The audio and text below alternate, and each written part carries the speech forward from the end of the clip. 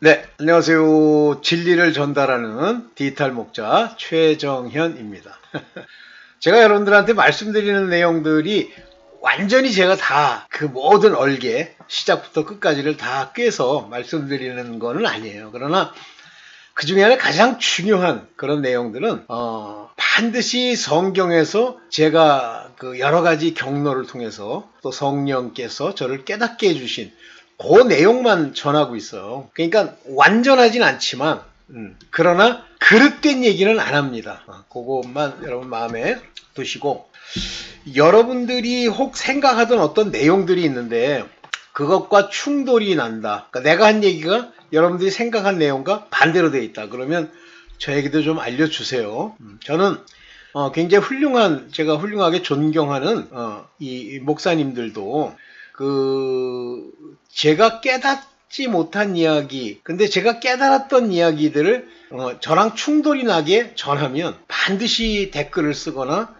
그거에 대해서 얘기를 합니다. 물론 제가 안 들었을 때는 뭐 내용을 모르는데 뭐 제가 얘기하겠어요? 그것이 저의 기본적인 이 진리를 대하는 메커니즘이에요. 여러분들은 어떠신지 모르겠는데, 자, 이제 계속 같은 맥락이긴 한데 약간 조금 다른 방향에서 이제 얘기를 하면, 여러분들 묵은 것을 버리라는 얘기가 성경에 신약, 구약 또 선지서를 통해서 얼마나 많이 나오는지 인지하세요. 그냥 여러 이야기 중에 하나 중간에 살짝 들어가는데 관심이 없으니까 잊어버리죠. 그건 아직 이제 그분의 그 깨달음의 어떤 그러니까 걸음이 아직 거기까지 못 갔다는 얘기예요. 거기까지 가보면 그게 이제 보일 수가 있죠. 오늘은 묵은 것을 버리라. 근데 제가 왜 묵은 것이라고 얘기했냐면, 사실은 묵은 곡식을 이제 치워야 될 때가 와요. 오래된 곡식이죠. 묵은 곡식. 그런데 그 묵은 곡식을 뭐 먹어도 되지 않겠냐, 그런 얘기를 제가 종종 드렸습니다만, 묵은 곡식을 먹어도 될 것 같은데 아니에요. 새 곡식으로 바꿔야 됩니다. 새 곡식. 그래서 묵은 곡식을 버려야 되는데, 묵은 곡식만 문제가 되는 게 아니라 하나님이 내 떡을 먹고, 그러니까 내 살을 먹고, 그 다음에 뭘 마시라, 내 피를 마시라 그러면서, 이 피는 포도주로 상징되고 이것은 언약을 말하죠. 그래서 내 살과 피를 먹고 마시라 하는 얘기가 별 희한하게 해석하는 동물 같은 인간들이 있어요. 목사라는 거 가짜죠, 당연히. 뭐 떡은 하나님의 말씀, 예수 그리스도의 말씀, 뭐 그렇게 다 해석을 해요. 그래서 어린 양을 뭐 구워 먹으라 어쩌라 다 제대로 해석을 합니다. 근데 어디서 문제가 생기냐면, 피를 마시다, 이는 참된 음료요 할 때 음료를 머릿속에 자꾸만 생각하는 게 음료, 마시는 거. 그래서 이 비유를 완전하게 하나님이 깨닫게 해주지 않으면 모르는 것이, 그 포도주가 의미하는 참된 음료는 언약의 피예요. 언약을 말하는 거예요. 살을 먹고 피를 마시려니까 내가 억지로 가서 막 주워 먹고, 내가 억지로 그 피 막 안 주는 거 마시고, 이게 아니라 피는 너희에게 주는 바 언약의 피라. 그러면 그거에 초점을 맞춰야 돼요. 언약의 피라는 말에. 근데 안 그래요. 그래서 성찬식에 포도주를 마실 때는 그 언약의 피를 생각하며 마셔야지, 언약도 없는 게, 약속도 없는 게, 은혜로 그 안에 들어온 적이 없는 게, 하나님의 중간태를 이해하지도 못하는 게 피를 마시려고 들어. 그러니까 이제 그 어떤 이상한 목사 한 말이 있어요. 그거는 뭐 개돼지 죽었어요. 근데 가만 보니까 피가, 내가 흘리는 바 십자가에서 흘리는 피란 말이죠. 그러면 십자가에서 왜 피를 흘렸나 보니까, 이는 대속의 피라. 그러니까 회개의 피인 줄 알아, 회개. 근데 회개의 피란 말이 전혀 안 나옵니다, 성경에는. 요만큼도 안 나와요. 대속의 피, 언약의 약속을 주시는 거예요. 예수 그리스도께서 제물, 율법 아래 있는 자들을 속량하는 제물. 단 율법 아래 있는 자가 예수 그리스도의 피에 의지하니까 내가 그 피를 바르고 내가 마시고 뭐 이 짓 내가 하는 게 없어요. 언약을 내가 받아서. 그럼 내가 언약을 받습니까? 이미 정해져 있지. 그래서 그 피는 속량의 언약의 피예요. 그러면서 뭐라고 그러시냐면, 옛날에도 피 없이 언약을 맺지 않았다, 이 얘기를 하는데 못 알아들어요. 그냥 지가 하나 정해놓으면 무조건 어디 저 시험 보러 가가지고, 뭐 우리 때는 본고사가 있었어요. 쉽지 않아, 어려워요. 근데 그거 제대로 풀 수 있을 것 같죠? 대수로 따질 것 같죠? 아예 못 풀어요. 아예 한 문제도 못 푸는데 어렵죠. 저는 그걸 보고 들어갔거든요, 시험. 아주 뭐 재밌어요. 공부 많이 하면 어떤 시험이 나와도 이게 두렵지가 않아. 근데 이제 공부도 안 하고 대충 어떻게 그냥 통과해 보려고 하는 소위 하나님의 공의로 선이 준비가 안 된 자가 가서 어떻게 하나님의 떡을 한번 먹겠다 하고 먹으면 진노의 포도주 잔을 마시게 됩니다. 이건 이제 그냥 제가 우스갯소리를 한 얘기고요. 자, 그때 정답을 써야 되잖아. 정답. 근데 그 정답이라는 게 내가 시험 얘기를 한 이유가 지가 생각한 지 머릿속에 저의 상상의 답을 써요. 백전백패입니다. 그것이 가지고 있는 여러 가지 관계, 여러 가지 책을 통해서 아는 걸 써야죠. 그래서 제가 이제 옛날에 시험 볼 때 그 국어 시험을 보면 국어 시험이 만만치가 않아요. 그래서 쉽지가 않은데 이 복합적으로 문제를 내니까 시도 읽고 소설도 읽고 그때는 매일 잘 때마다 제 방에 옆에 뭘 붙여놓고 자냐면 신문에 나와 있는 칼럼 그걸 붙여놓고 읽으면서 자고요. 그 다음에 그 소설을요 항상 펴놓고 읽어요. 그러면 단편 소설 무지하게 많이 읽었습니다. 재밌는 것도 많죠. 뭐 염상섭이니 현진건이니 그 다음에 제가 참 좋은 시라고 생각했던 시가 뭐냐면 서정주 그분의 시 참 많이 읽었죠. 하여튼 그랬어요. 지금 생각해보면 공부를 많이 했다는데 대부분 다 그렇게 하니까 이제 그 정도 하고선 가서 이제 시험을 보죠. 전 합격. 죄송합니다. 이런 말 들으면 절대 제가 이 얘기를 했는데 시기 질투가 부글거리면 안 돼요. 아니면 잘난 척 되게 하네. 이것도 안 돼요. 저분은 좋았겠구나. 아멘. 이렇게 나와야지. 그럼 제가 일부러 여러분들한테 그 얘기 듣자고 이 얘기를 하는 겁니까? 아니에요. 저는 일부러 겸손함, 구태여. 제가 가서 그런 시험을 쳤는데, 내가 어느 대학 갈 때 쳤는데요. 상대의 시기와 질투, 악성을 막아주려고 그런 얘기한다? 그거는 저는 사실도 아니요. 거짓말이라고 보는 사람이기 때문에 얘기합니다. 오케이. 넘어갑시다. 자, 그렇게 이제 봐야 됩니다. 그래서 살과 피를 먹고 마신다는 얘기 조심하셔야 돼요. 지멋대로 풀다가 큰일 납니다. 자, 오늘 묵은 것을 버려라 라는 얘기를 제가 썼는데 오늘 제가 만든 자료를 가지고 이 묵은 것을 버리라고 하는 얘기의 전반적인 흐름을 한번 같이 얘기를 해볼게요. 이거 제가 100% 다 하나하나 받은 건 아니에요. 어떤 거는 제가 성경을 키워드 서치를 해서 찾은 거 가지고 한 것도 있고 어떤 거는 받은 것도 있고 그래요. 자, 이제 보겠습니다. 묵은 것을 버려라. 레위기 26장 10절입니다. 너희는 오래 두었던 묵은 곡식을 먹다가 새 곡식을 인하여 묵은 곡식을 치우게 될 것이라. 그냥 단순히 묵은 곡식 먹어도 되고 새 곡식이 더 맛있으니까 먹는다 그 얘기가 아니에요. 이제 우리가 일반적인 삶 속의 행태로는 묵은 곡식을 먹다가 이제 새 곡식을 먹는 즐거움을 누리겠다라는 얘기인데 이 레위기 26장 10절은 이 새 곡식은 새 포도주, 새 곡식, 예수 그리스도를 말하는 거예요. 그래서 새 포도주는 새 부대에 담아야 한다. 무슨 얘기죠? 옛날에 율법에 쩌든 그 육신이 썩은 그 육신, 그 생각, 그 영에다 담는 것이 아니고 하나님이 새롭게 하신 영에 담아야 한다는 그런 의미예요. 새 포도주, 새 부대. 오래 두었던 묵은 곡식을 먹다가 버려라. 근데 여기 보면 이제 old store 이렇게 했죠. new 이렇게 했는데 이 묵은 곡식을 버려야 합니다. 이거 안 버리고요. 계속 먹다가는요. 세상 방식으로 치면 병들어 죽죠. 여러분들 성경을 읽을 때 굉장히 주의해야 될 점이 뭐냐면 옛날에 어떤 친구가 좀 이렇게 공부를 많이 하거나 아니면 굉장히 사회적으로 이런 친구는 아니에요. 그런데 그 친구가 이제 하나님의 말씀을 있는 그대로 믿고 되게 좋아하면서 이제 교회를 다니던 친구가 있는데 그 친구가 이제 이런 귀절이 좋아하는 거예요. 너희가 믿음이 겨자씨만큼 조그만 것이 하나 있을지라도 저 산 보고 들리어 바다에 던지우라 하여도 그리 될 것이다. 그러니까 진짜 물리적으로 산 보고 던져줘 이렇게 얘기를 하면 그 산이 진짜 공중으로 붕 떠가지고 뭐 아니 바다에 던지거나 또는 누가 막 포클레인으로 와서 파가지고 바다에다 버린다라고 생각하는 거예요. 아니에요. 성경 안에 있는 그러한 비유들은 그 비유가 갖는 그 말이 갖는 비유가 따로 있어요. 여러분들 산 그러면 뭐가 산입니까? 성경에서 산에 대해서 뭐라고 얘기해요? 첫째 산당, 우상을 숭배하는 것, 제단, 그 다음에 사람들의 교만, 이것이 산이죠.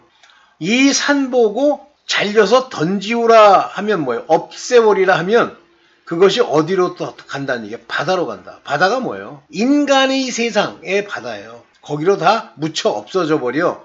그런 얘기입니다, 그게. 저기 있는 큰 자동차가 저기 서 있는데 저거 보고 치워줘라 그랬더니 그 다음날 누가 경찰에 누가 와가지고 그 차를 치웠대 이러면서 그 말이 이루어졌대. 아유, 제발 그 좀 제정신 없는 소리 좀 하지 마세요. 그러면 성경 전체가 비유가 아니라 신비주의로 다 바뀌어버려요. 참 어려워. 그 얘기 갑자기 나와가지고 생각이 나서 얘기했네. 넘어갑니다. 자, 여기 보세요. 이제 레위기 25장 22절에 묵은 곡식을 치우고 이제 새 곡식을 먹게 되는 그 과정에 이렇게 강조해서 얘기했어요. 제8년에는 파종하려니와 8년이 뭐예요? 제8일에는 8일이 뭐예요? 할례도 8일날 받죠? 왜 8일날 받아요? 안식일에도 받고 6일날에도 받지? 아니에요. 제8일에 받아요. 8일이 뭐예요? 예수 그리스도가 새롭게 되신 초실절, 안식일 다음 초실절, 그 초실절 8일. 그러니까 8년에는 파종하려니와 이제 씨 뿌린단 말이에요. 이때부터 본격적으로. 그러나 여전히 묵은 곡식을 먹는 것은 아직 내가 이 파종한 것의 결과 예수 그리스도로 말미암아 씨 뿌린 것이 낳는 그거를 네가 아직은 맛볼 네 안에서 네 마음 안에서 너의 그 모든 삶 속에서 네 누스에서 이 파종한 결과가 새 곡식을 아직 안 났어. 그래서 제9년 곧 추수하기까지는 8년에 파종하고 9년에 추수한단 말이에요. 1년 됐으니까 추수할 거 아니에요? 그때 묵은 곡식을 먹으라 그러잖아요. 그때까지는 묵은 곡식을 먹으라. 그러면 9년째에 새 곡식을 먹는단 말이에요. 그러니까 자, 보세요. 그러니까 이스라엘의 그 애굽에 재앙이 왔을 때 다 언제부터 일이 일어납니까? 2년차. 첫째는 안 일어나는 거예요. 2년차에 일어나는 거예요. 참. 어쨌든 그런 얘기입니다, 이게. 그래서 그때까지 즉 제8일 즉 예수 그리스도께서 새 곡식은 뭐예요? 예수 그리스도의 말씀 제8년째 파종해서 이제 9년 때 둘째 해부터 먹게 되는 그 곡식이 새 곡식이에요. 묵은 곡식은 어차피 그때까지 먹어야 돼. 아직까지도 네가 묵은 곡식을 먹어야 될 그러한 것에 있기 때문이다. 자, 그 다음에 묵은 포도주가 있어요. 묵은 곡식만 있는 게 아니라 누가복음 5장 39절 묵은 포도주를 마시고 새 것을 원하는 자가 없나니 이는 묵은 것이 좋다 함이라. 예수 그리스도께서 이 땅에 오셔서 나는 참 포도나무요 너희는 가지니 그 가지에 12가지 이렇게 표현하잖아요. 가지니 그들이 그 포도나무에 접을 붙여 열매를 많이 내면 결국 끝날까지 가지만 아니면 열매가 없으면 그 가지가 베어 던지운다고 그랬잖아요. 즉 포도나무에 붙어야 되는 것들은 12지파 율법에 속한 자들이에요. 그들이 열매를 내면 되는데 그러면 예수라는 포도나무, 참 포도나무에 붙는 중에 이방인은 그들은 요셉의 가지에 붙는 거라고 제가 얘기했어요. 제가 얘기한 게 아니지. 죄송합니다. 새 것을 원하는 자가 없다. 왜 그러죠? 묵은 것이 좋다미라. 무슨 얘기예요? 율법이 더 좋다는 얘기예요. 인간 마음, 인간의 사고방식, 여기에는 묵은 것, 율법, 옛날 것이 훨씬 맛있다 느껴. 이제 포도주 가지고 비유하면 이해가 되잖아요. 포도주 오래된 거, 알죠? 프랑스의 유명한 포도주. 그 포도주가 더 맛있대잖아요. 알코올도 많고 잘 취하고. 그런데 이 오래된 포도주, 묵은 포도주가 묵은 부대에 담겨 있는데 새 것은 새 부대에 담기는, 즉 부대를 갈아치우는, 영으로 새롭게 나는, 중생하는 자에게 이 새 것, 새 말씀, 새 복음, 예수 그리스도께서 주시는 것으로 담아야 터지지 않아요. 옛날 묵은 것을 담았던 그 정신, 그 상태, 그것이 좋다는 인간에게 억지로 이 새 것을 갖다 부으면 부대는 터져 아무것도 못 쓰는 거예요. 이게 그 얘기입니다. 그래서 묵은 포도주 좋아하지 마세요. 버리세요. 율법 버리세요. 그러면 우리 인간에게, 오늘날 살아있는 인간에게 적용되는 율법이 뭐예요? 도덕, 유교, 샤머니즘, 너희 집구석에 조상의 망령된 행실, 너의 구습, 이것들이 다 묵은 포도주예요. 편안하잖아요. 늘 하던 대로 하니까 편안한 거예요. 노인네들이요, 집을 좀 옮기라고, 제가 우리 이제 친가에 그 얘기해서 연세가 많으니까, 그래서 저희가 일부러 뭐 이 시골에서 이제 큰 집을 하나 마련을 했어. 그분들도 같이 안 떠나려고 그래요. 왜 거기를 안 떠나려고? 거기가 그냥 익숙한 거야. 익숙한 거랑 실제 그게 좋은 거랑은 다른 거예요. 그래서 뭐 어떡하겠습니까? 싫다는데. 이제 좀 있으면 저희는 이사 가게 되고, 뭐 이사 가서 이제 오시면 다행인데. 네. 여기 이제 제가 좀 몇 가지 말씀드릴 내용이 있어요. 이 절기 중에 추수절기가 있죠. 초실절. 이 초실절은 6월절부터 여기 무교절이 있어요. 떡 먹는 기간. 그래서 6월절 플러스 무교절까지 일주일을 지냅니다. 7일. 그리고 8일째가 초실절이에요. 그런데 이 초실절이라고 하는 건 말 그대로 초실이잖아요. 그러니까 한마디로 추수를 한다는 뜻이에요. 곡식을 거둔다. 그때가 보리추수 시기예요. 그래서 보리의 초실절 이렇게 얘기합니다. 보리의 초실절. 그런데 음력 1월 14일, 이렇게 음력 그러니까 우리나라 음력인 줄 알았는데 그게 아니라 유대력이 음력이잖아요. 음력 1월 14일부터 시작되는 6월절 주간이라는 건 6월절 무교절에서 무교명절이라고 불러요. 그래서 일주일간, 한 주간 계속되는데 그 안식일의 이튿날, 안식일의 이튿날이 보리의 초실절이에요. 그래서 이제 중요한 얘기가 나오는데요. 여러분들 그러니까 이스라엘 사람들이 명절이다 그러면 6월절 명절이라고 부르지 않고 무교 명절이라고 부르는데 실제는 6월절 무교절 명절이에요. 그런데 6월절은 반드시 1월 14일이라는 날짜를 중심으로 섬기게 되고 무교절은 그로부터 일주일인데요. 여기 보면 여기 이제 재밌는 얘기 나오죠. 요 안식일은 요때 6월절 기간이면 1년에 딱 한 번 돌아오죠. 그때 그 안식일은 7일 동안 계속되는 그런 안식일이 아니고 6월절 안식일은 뭐냐면 6월절 다음날 시작되는 무교명절의 첫날 1월 15일 이때 쉬고 그 다음을 그러니까 1월 15일 날 쉬는 그걸 안식일이라고 그러고 그 안식일 다음날이 초실절인데 여러분들 성경에서 이상한 사람이 있더라고. 좀 연구 좀 해라 이 가짜 목사야. 예수께서 6월절 명절에 올라가세요. 그날 돌아가셔요. 그래서 6월절 성만찬식을 하시고 발을 씻는 세족식을 하시고 그리고 그 안식일에 그 안식일 전날에 바로 잡혀 돌아가세요. 재밌죠? 그러면 6월절 무교절 명절 지내고 그 다음날 돌아가십니다. 그러면 우리가 얘기했던 그 인간들은 이제 가짜 목사들 일주일이니까 이게 시간이 안 맞는데 아유 이 돌대가라. 그 6월 무교 명절 때는 일주일씩 지내고 가는 게 아니라 그 6월절이 포함되어 있는 그러니까 무교 명절이 포함되어 있는 때 안식일이 있으면 그들은 일주일 안식일에 그 안식일을 쉬잖아. 그 안식일 다음 날이 초실절이야. 그래서 예수께서 돌아가신 거는 6월절 만찬을 하고 그 다음 날 안식일이 오니까 안식일 전날 잡히셨어요. 그리고 안식일 날 이제 예수를 십자가에 못 박을 수 없으니까 그날 아침에 십자가에 못 박는 거예요. 그래서 예수께서 안식일 전날에 달려 돌아가시죠. 그리고 그 안식일 날 다음 날 가보니까 하시고 안식일 날 시체로 둘 수가 없어서 그를 끌어내요. 십자가에서 끌어내요. 이미 돌아가신 걸 보고. 그래서 아리마대 요셉이 그를 데려다가 새무덤에 집어넣었다가 바로 그 다음날 초실절날 그가 부활하신 거예요. 그러니까 그때 날짜는 일주일이 아니에요. 6월절의 주간, 즉 무교 명절이 포함되어 있는 그 주간 내에 안식일이 겹치게 되면 그 안식일로 끝을 내요. 무교 명절이. 그리고 안식일 지나고 나서 그 다음날 이튿날이라고 하는데 이튿날이니까 또 안식 플러스 2일이 아니고 안식일 다음날이란 뜻이야. 이튿날. 그것이 초실절이에요. 이때 예수께서 부활하셨어요. 초실절에. 여기 이제 그 얘기가 나오는 겁니다. 그래서 보리의 초실절, 즉 맥추절 그러면 여기가 맥추절이에요. 그래서 초실절은 첫 수확, 즉 첫 열매가 되신 예수님의 부활한 날이고 그날 보리 추수가 있기 때문에 그가 이제 첫 단은 거제로 이렇게 흔들어서 요제인가요? 들고 드는 게 거제, 흔드는 게 요제로 드렸다 그래서 그게 예수 그리스도께서 하늘에 들으신 날이다 이거요. 요거 제가 좀 여러분들이 아셨으면 좋겠다 하고 좀 말씀드립니다. 기억하세요? 뭐 그냥 대충 지멋대로.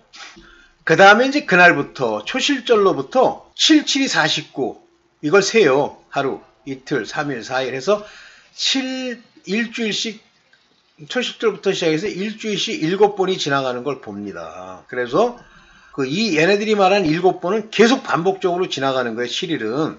그리고 7번째 안식일, 즉 7, 7이 49일 날, 그 다음 일이 바로 50일째 오순절이에요. 그래서 77절이라고 부르는 얘기는 77, 49, 일째라는 뜻이 아니라 초실절을 기점으로 49가 지나고 50일째, 그때가 오순절인데 이때는 밀추수가 시작되는 거예요. 그래서 이스라엘에서는 첫 번째 봄절기와 가을절기가 있어서 봄절기에는 맥추절, 보리를 추수하는 거고 가을절기의 오순절은 여름이 지나고 나서 50일이니까 나서는 밀을 추수합니다. 그래서 다른 말로 하면 이것을 밀의 초실절이다 이렇게 부르는 거예요. 그런데 제가 이제 한글 번역에 대해서 뭐 진짜 막말로 개돼지 돼가지고 번역도 해놓고선 그걸 번역이라고 한다 이렇게 막 심하게 욕을 하면 이제 제가 만약에 제 구독자가 뭐 한 10만쯤 된다 그러면 난리 쳤지. 벌써 고소하고 뭐 난리 쳤지. 근데 뭐 몇백 명이 뭐야. 뭐 200명도 안 되니까 이제 뭐 내비려 드는 거예요. 근데 한글 번역의 오류를 보세요. 한번 보세요. 나도 맨 처음에는 이것 때문에 헷갈렸는데 한글 성경은 모두 맥추절이라는데 그게 밀추수예요. 맥추절이 아니에요. 이 맥추절이라는 말 대신에 감사추수, 추수감사절 이거예요. 맥추절이 아니라 밀추절 이렇게 해야죠. 근데 맥추절로 번역했어. 정신병자들이 번역한 거예요. 옛날 목사들 정신병자 많죠. 그래서 이 개역 또는 개정까지도 77절, 오순절을 맥추의 초실절이라고 번역을 해놓은 거예요. 아니 이스라엘 절기랑도 안 맞는 거 그렇다고 이게 뭐 연구하는데 뭐 수천 년이 걸리고 막 그 이송안에 무슨 아인슈타인의 놀라운 뭐 무슨 비밀이 숨겨 있는 겁니까? 가서 얘기해보면 알지? 정확히 미래 초실절을 의미한다. 오역도 있는데 공동번역이나 새번역은 이제 제대로 되어 있다. 그래서 제가 가끔 새번역을 보잖아요. 근데 제가 왜 새번역을 쭉 보다가 다시 개역성경을 자꾸만 사용하냐면요. 여러분들 중에 혹시 익숙한 사람들이 있을까 봐서 이와 같이 이제 욕도 좀 해가면서 이 인간들 욕도 좀 해가면서 하는 거예요. 여러분들 개정개역 왜 나왔는지 아시죠? 개역성경에 소위 말하는 자기네들이 말하는 판권이 소멸이 되니까 판권을 유지하면서 돈을 벌어먹어야 될 거 아니에요. 그래서 개정개역이라고 만들었어요. 돈벌이 하려고. 근데 지금은 이제 공동번역은 전 초기에는 제가 하나님 믿자마자는 공동번역을 읽었고요. 최근에 새번역을 읽지만 지금은 번역이 많이 나와 있어요. 뭐 전수번역 뭐 해가지고 많은데 저는 이제 킹제임스와 그다음에 이제 헬라어를 함께 보니까 구태여 이제 뭐 이걸 바꿀 필요가 없고 가끔가다 개정이 좀 나은 데도 있어요. 네, 다음 봅시다. 네. 그 다음이 이제 초막절이에요. 이게 가을절기인데 장막절이라고 나팔절, 뭐 오순절이 나팔절, 속죄절, 그 다음에 초막절 이렇게 세 개가 있죠. 요 중간에 바로 아까 말한 오순절이 있나 그렇게 해요. 그래서 이쪽 세 개, 이쪽 세 개에서 7개 7절기죠. 초막절, 일명 장막절이라고 그러는데요. 요거는 소위 그 광야에서 이제 초막을 치고 살던 시절을 얘기하죠. 철저하게 주 예수 그리스도로 보호받고 살아가던 시절이에요. 신발도 앓고 신령한 만나도 주고 메추라기도 주고 물도 주던 시절입니다. 이때는 뭐를 하게 되냐면 포도를 수확합니다. 과일들. 그래서 가을절기에 가을철의 중요한 절기가 바로 이 초막절, 수콧이라고 부릅니다. 이 수콧이라는 게 초막이라는 뜻이래요. 초막절을 가집니다. 그래서 초막절은 이제 이 포도와 같은 과일 수확을 하는데 대표적인 작물이 아마 포도인가 봐요. 포도와 다른 과일들을 거두어 드리는 시기다. 그래서 초막절. 그래서 유대인의 포도 수확과 초막절은 그런 관계가 있는 거고요. 요거는 일주일간 지내게 되는데 과거의 광야 생활을 기념하면서 초막을 짓고 생활하는 거예요. 초막절은. 이게 천년왕국을 예표한다고 했죠.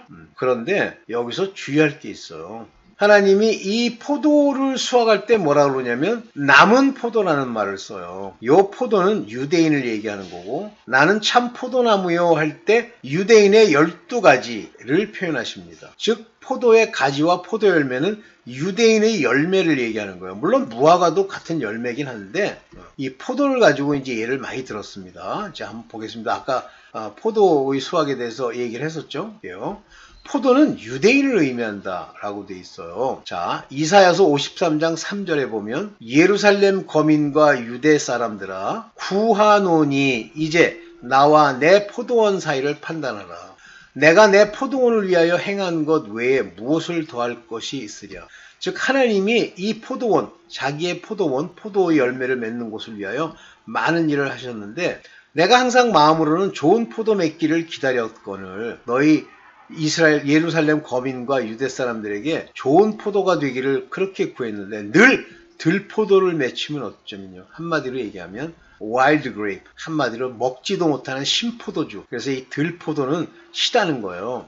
예수께서 목마르다 그러니까 사람들이 신포도주를 갖다가 달아서 먹이잖아요. 물론 이제 그들은 신거를 일부러 주어서 괴롭히려는 것이 아니고 갈증을 해소하는 데는 뭐 신포도가 좋은가 봐요. 그랬더니 예수께서 맛을 보시고 마시지 않았다 그러잖아요. 그러면서 나중에 신포도주를 마신 것에 대해서 가상 7언과 관련된 말씀을 하시죠.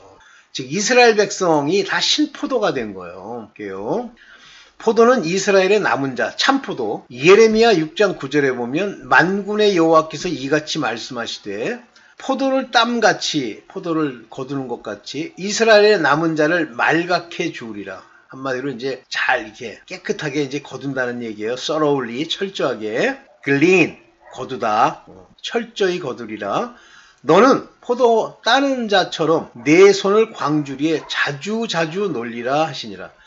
빨리 담어. 빨리 담어. 근데 어떤 것만 담는 거죠? The remnant of Israel. 이스라엘의 남은 자. 이것이 진짜 포도. 들포도가 아닌 진짜 포도예요. 재밌죠? 이스라엘의 남은 자라는 게 뭐예요? 율법에 속했지만 예수 그리스도를 만나고 거룩함으로 그들이 구원받을 14만 4천의 그 자들. 그것이 렘넌트예요. 그래서 이스라엘의 남은 자라는 말입니다. 일맥상통하게 성경은 계속 얘기하고 있어요. 여러분들 지금 율법 지킨다고 교회 앉아가지고 맨날 뭐 흔들어대고 뭐 별짓 다 하죠. 뭐 11조 낸다고 난리치고 맨날 그 교회 가서 앉아있으면 뭐 되는 줄 알고 계기죠? 소용없어요. 남은 자가 돼야 됩니다. 남은 자의 특징은 뭡니까? 예수 그리스도를 만나 죄사함 받고 거룩함에 이르러 이 과정을 거치는 거예요. 말씀의 깨달음이 와야 돼요. 말씀이 무슨 말인지 모르고 뭐 66권 성경을 다 한다는 어떤 미친놈이서 66권 성경을 다 한다고 그런 소리를 해야 되나? 가짜 같은 놈. 가짜 목사 있어요. 그렇게 얘기했대. 그래서 그 미친놈은 말만 하면 전부 지옥 가 있거든요. 생각을 해보십시오. 일평생 진짜 자기를 헌신했던 빌리 그레함도 그 속 안에 들어있는 하나님께 대한 신앙이 바르지 않기 때문에 지옥에 가 있는데 하물며 그런 거짓말과 악을 행한 자가 천국에 가요? 됐던 소리 하고 있네. 자, 이때부터 남지 않은 자들은 진노의 포도주라는 말이 나옵니다. 계시록에 이제 마지막 때 나오죠. 14장 8절. 다른 천사 곧 둘째가 그 뒤를 따라 말하되 무너졌도다 큰 성 바벨론이요. 세상을 얘기하는 겁니다. 뭐 어떤 사람들은 뭐 성 바벨론이 뭐 뉴욕이라는 등 어떤 특정 지역을 얘기하는데 그렇게 쉽게 물리적 지역을 얘기하는 것은 옳지 않아요. 예표는 될 수 있겠죠. 모든 나라를 그 음행으로 인하여, 그러니까 이 음행이 뭐예요? 한마디로 배도한 자들, 이세벨 같은 자들, 그 음녀들, 세상의 임금과 음행하는 자들의 진노의 포도주를 먹이던 자로다 하더라. 그러니까 진노의 포도주를 먹었다는 얘기가 뭐예요? 이거 썩어 문드러진 율법. 근데 여기 정확하게 얘기하면 the wine of the wrath of her fornication. 음행의 진노의 포도주예요. 근데 여기는 이제 음행으로 인하여 뭐 이렇게 했는데 그렇게 뭐 나쁜 번역은 아니라고 봅니다. 이 진노의 포도주가 마지막 때에 포도를 따고 그 많은 사람들이 짓밟아 피가 그 포도즙 밟는 굴레를 넘쳐 흘러내렸다. 그런 얘기가 나오잖아요. 자, 여러분들 무서운 거예요. 묵은 거 버리세요. 묵은 포도주 버리세요. 율법에 행하는 걸 통해서 육체를 제어하는 걸 버리란 얘기가 아니라 그것을 행해서 의를 이루겠다는 잘못된 생각, 그 중에 제일 잘못된 것으로 보는 거는요, 예를 들면 번제로부터 시작해서 속건제까지 그 속 안에 들어있는 본질적인 이야기, 음행하지 말라 그러면 내 마음에서 음욕을 품는 것까지 이와 같은 마음의 할례를 받는 본질적 의미를 새기지 아니하고 육체의 모양, 육체의 무슨 노력, 땀 흘리기 이런 걸 가지고 가지 말라는 얘기예요. 그거 가지고 그걸 자꾸만 붙들고 못이 될 줄로 착각하고 남 앞에 주장하고 정죄하고 이러지 말아라. 근데 그거는 제가 얘기를 해도 소용이 없더라고. 제가 얘기했잖아요. 우리 친간 다 이단이라고. 근데 거기가 좋은 거예요. 아이 우리 권사님도 이단인데, 이단교회 다니는데. 근데 그 이단교회가 참 교묘한 게 우리 권사님이 뭐 이제 학벌도 있고 뭐 이런 게 있다 보니까 거기다가 막 뭘 줘. 그래가지고 높여줘. 그러니까 우리 권사님이 높아지는 거를 자기는 싫어하는 것처럼 얘기하지만 좋은 거예요. 네, 여러분들. 자, 이제 오늘 주일 맞추시고 제가 뭐 특별히 뭐 깨닫는 게 있으면 뭐 또 찍어 보겠습니다만 그렇지 않으면 이제 하루에 2개 정도 찍고 말겠습니다. 네, 감사합니다.